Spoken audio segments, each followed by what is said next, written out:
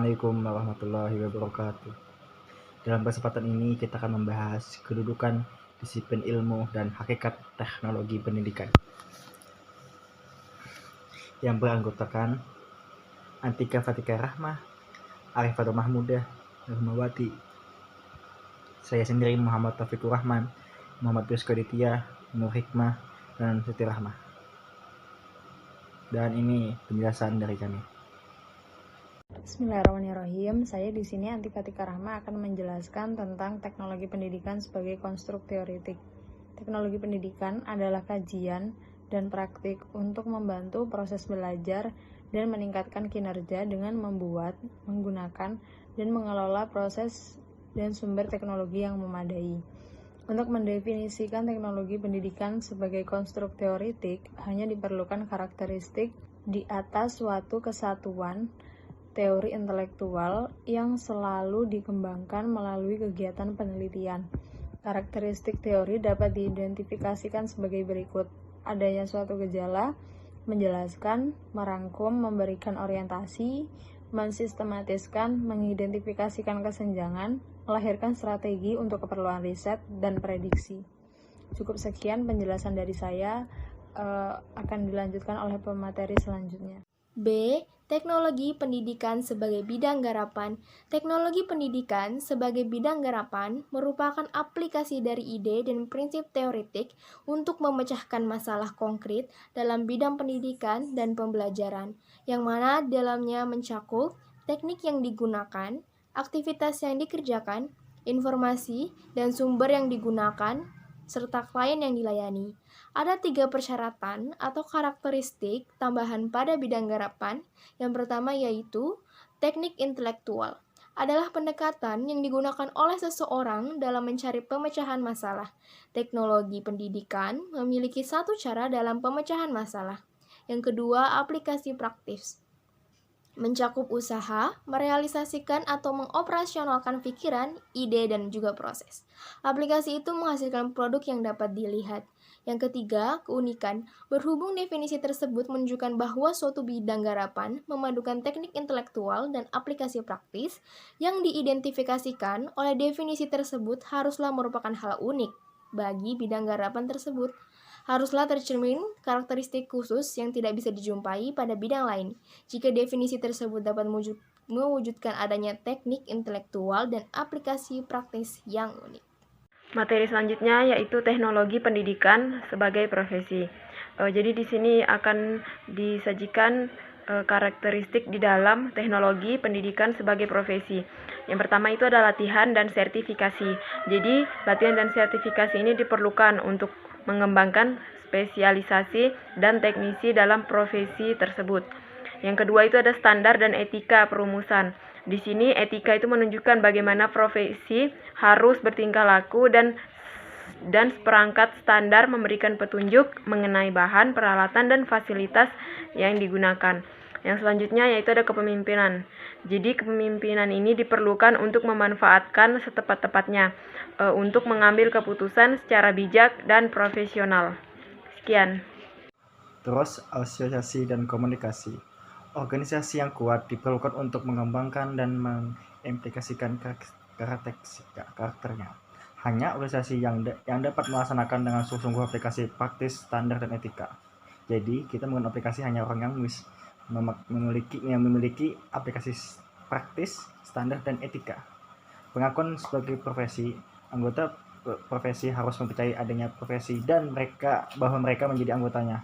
Mereka harus menginginkan dirinya dan mengakui pentingnya organisasi profesi. Jadi kita harus percaya dan meyakini bahwasanya pentingnya organisasi profesi itu. Tanggung jawab profesi itu harus mempertanggungjawabkan pengguna teknik intelektual. Nah, jadi kita sebagai profesi ini harus memiliki tanggung jawab yang besar, apalagi dengan aplikasi pendidikan ini. Hubungan dan profesi lain, mungkin saja terdapat lebih dari satu profesi yang bekerja dalam bidang garapan teknologi ini, dan profesi ini satu sama lain saling berhubungan baik secara eksklusif maupun implisit dalam berproses. Jadi kita harus memiliki hubungan yang baik. Dari uraian di atas, maka dapat disimpulkan bahwa teknologi pendidikan dapat digolongkan sebagai sebuah profesi. Dengan demikian, profesi teknologi pendidikan dapat menjadikan orang bertambah dan kegiatan belajar sekaligus menjadi orang bertambah cerdas, baik dari jumlah itu sendiri maupun mutu dari kecerdasan tersebut.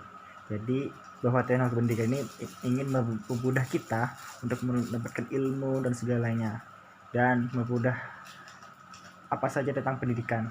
Jadi teknologi tidak dipandang negatif, teknologi bisa dipandang dengan positif. Ya, kemudian tugas pokok teknologi pembelajaran atau perekayasa pembelajaran dengan tugasnya sebagai berikut. Pengembangan bidang kajian dan kawasan teknologi atau rekayasa pembelajaran. 2. Perancangan dan pengembangan proses, sumber dan sistem pembelajaran. 3. Produksi bahan belajar. 4. Penyediaan sarana dan prasarana belajar. 5. Pemilihan dan penilaian sistem dan komponen sistem pembelajaran. 6. Pemanfaatan proses dan sumber belajar. 7. Penyebaran konsep dan temuan teknologi pendidikan. 8. Pengembangan kegiatan pengembangan dan pemanfaatan sumber belajar.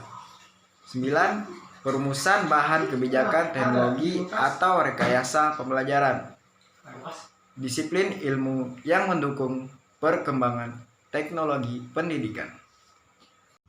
Berikut macam-macam disiplin ilmu yang mendukung perkembangan teknologi pendidikan, yaitu ilmu perilaku, ilmu komunikasi, ilmu sosiologi, dan ilmu filsafat.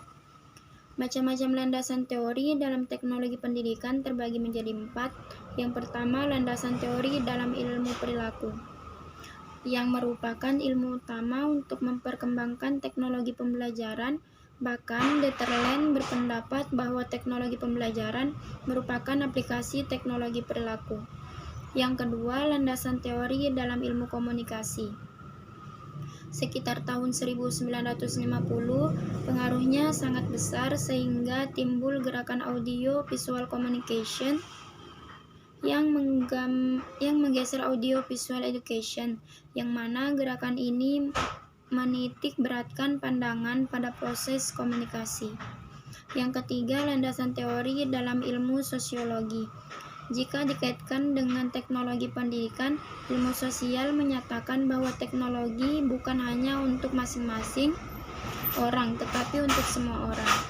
Yang keempat, landasan teori dalam ilmu filsafat.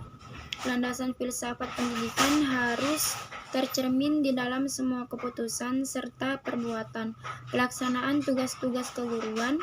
Semua keputusan serta perbuatan guru yang dimaksud harus bersifat pendidikan. Hakikat teknologi pendidikan. Mengenai masalah hakikat teknologi pendidikan, tidaklah berbeda dengan teknologi pembelajaran, yang mana sama-sama berharap akan lebih berhasilnya sebuah proses pendidikan atau pembelajaran. Hakikat pendidikan itu dapat dikategorisasikan dalam dua pendapat, yaitu pendekatan epistemologis dan pendekatan ontologi atau metafisik. Dari sudut pandang pendidikan dilihat sebagai sesuatu proses yang intern dalam konsep manusia. Artinya yaitu manusia hanya dapat dimanusiakan melalui proses pendidikan. Terima kasih atas penjelasan teman-teman, dan kami akan membuka 3 pertanyaan. Sekian, terima kasih.